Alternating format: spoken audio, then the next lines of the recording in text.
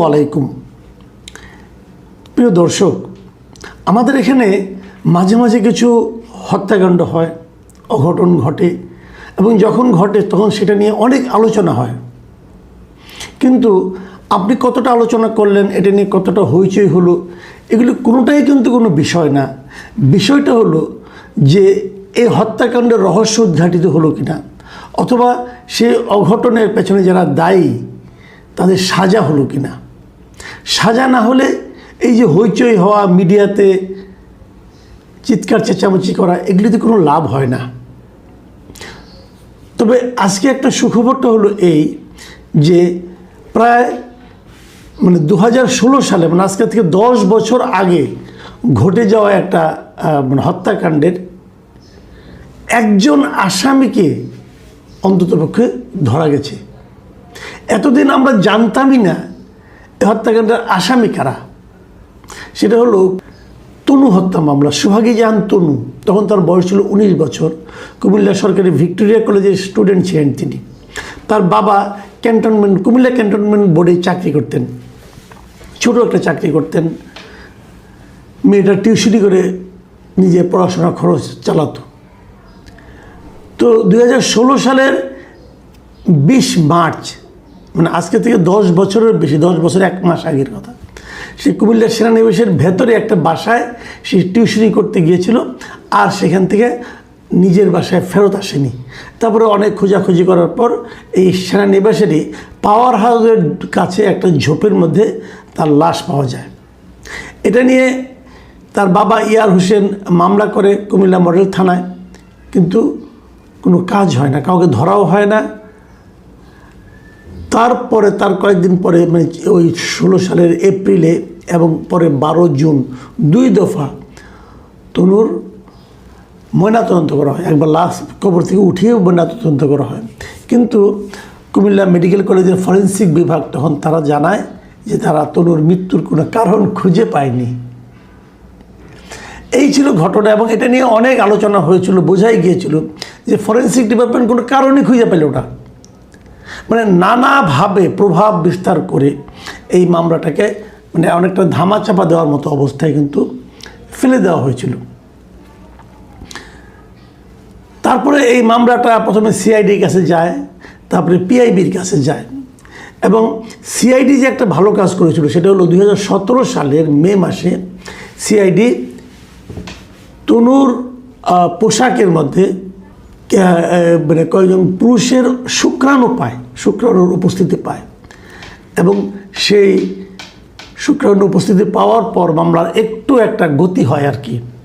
এবং তখন তারা বলে এগুলি পুরুষের শুক্রাণু, যেহেতু এটা যদি ডিএনএ টেস্ট করা যায় তাহলে হয়তো জানা যাবে যে এগুলো কার এবং এর সঙ্গে কারা দায়ী ছিল। বলা ভালো, তনুকে কিন্তু হত্যার আগে ধর্ষণ করা হয়েছিল বলে জানা গেছে। তো এখন তারপরে সেনানিবাসে গিয়ে এই সিআইডির একটা দল কয়েকজন লোককে জিজ্ঞাসাবাদ করে, কিন্তু তারা কাকে কাকে জিজ্ঞাসাবাদ করে সেই নামগুলো আমরা কখনোই জানতে পারিনি, তারাও কাউকে কখনো জানায়নি।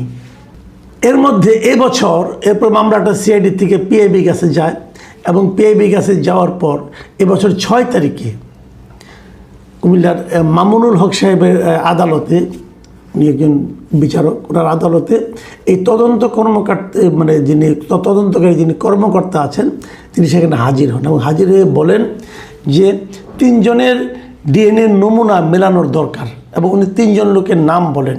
এই 3 জন লোকের একজন লোক হলো senior warrant officer Hafizur Rahman, আরেকজন হলেন সার্জেন্ট জাহিদ, আরেকজন হলেন সৈনিক শাহিন আলম। তদন্তকারী কর্মকর্তা বলেন এই 3 জনের ডিএনএর সঙ্গে আমি একটু ম্যাচ করতে চাই। তার মানে এই 3 জনকে আসামি, এবং এই 3 জনই তনু হত্যার সময় কুমিল্লার সেনানিবাসে গ্রেপ্তার করা যায়নি। এই হলো ঘটনা।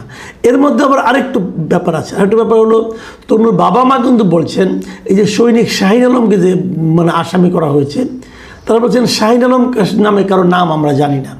এবং তনুর বাবা একটা গুরুত্বপূর্ণ কথা বলেছেন যে ওই সময়ে ওনাদের যাদেরকে ওনারা সন্দেহ করছিলেন তাদের নামে যখন মামলা করতে গিয়েছিলেন তখন কিন্তু তাদের মামলা ওই নামে মামলা করতে দেওয়া হয় নাই।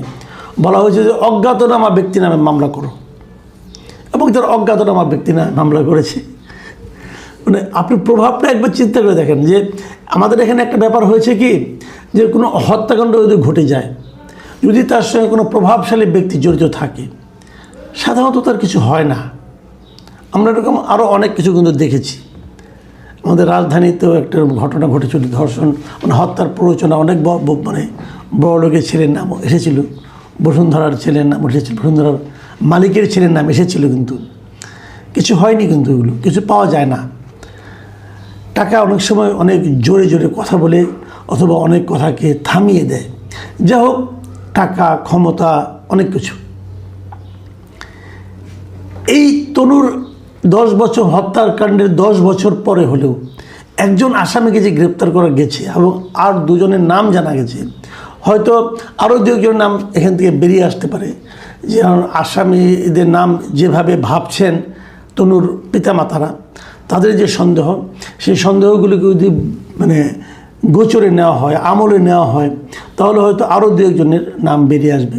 তারপর তদন্ত, টেস্ট, ডিএনএ টেস্ট এগুলো করলে হয়তো প্রকৃত আসামিটা ধরা পড়া যেতে পারে। কিন্তু যে কথাটা বলার জন্য আমি আজকে এই অবতারণাটা করেছি, সেটা হলো এটা কিন্তু একটু সুখবর যে তাও তো মানে আসামিদের নাম জানা যাচ্ছে, ধরা যাচ্ছে এবং টেস্টের মধ্যে একটা প্রক্রিয়ার মধ্যে আছে বলে আমরা বুঝতে পারছি। কিন্তু এরকম ঘটনা কিন্তু আরও আছে। আমি আরেকটা ঘটনার কথা আপনাদেরকে বলি। এটা তো 2016 সালে, 2013 সালে একটা ঘটনা। 2013 সালে, ওটাও মার্চ মাসেরই ঘটনা ছিল। 2013 সালের মার্চ মাসে নারায়ণগঞ্জে একটা স্কুল স্টুডেন্ট ছিল, তানভীর মোহাম্মদ ত্বকি। তাকেও কিন্তু অপহরণ করে হত্যা করা হয়েছিল। আজকে 13 বছর হয়ে গেছে, এখনও সেই মামলার তদন্ত চলছে, কিন্তু কোনো অভিযোগপত্র দাখিল করা হয়নি, মানে চার্জশিটই দাখিল করা হয়নি। র্যাব একটা তদন্ত করেছিল, সেই তদন্তে আজমেরি, ওই যে শামীম ওসমানের ভাইয়ের ছেলে আজমেরি ওসমান, তার নাম পাওয়া গিয়ে তাকে সন্দেহ করেছিল, কিন্তু আর কিছু হয়নি। মামলাটা ঝুলে আছে। কেন এই মামলা এত বছর ধরে ঝুলে আছে? তখন না হয় আওয়ামী লীগ সরকার ছিল, আওয়ামী লীগ সরকারের পাওয়ারফুল লোক ছিল আজমেরি ওসমান, শামীম ওসমান, তারা ছিল পাওয়ারফুল লোক, এই জন্য হয়তো কিছু হয়নি। কিন্তু এখন তারা আওয়ামী লীগ সরকার নেই, এখন কে বাধা দেবে? মামলাটা তদন্তটা হোক, তদন্তটা, অভিযোগপত্র, চার্জশিটটা দাখিল করুক, বিচারটা শুরু হোক, তারপরে বিচার কত বছর চলবে কে জানে। কিন্তু ত্বকির বাবা মা কিন্তু এখনও তাদের বিচার পায়নি, সন্তান হত্যার বিচার পায়নি।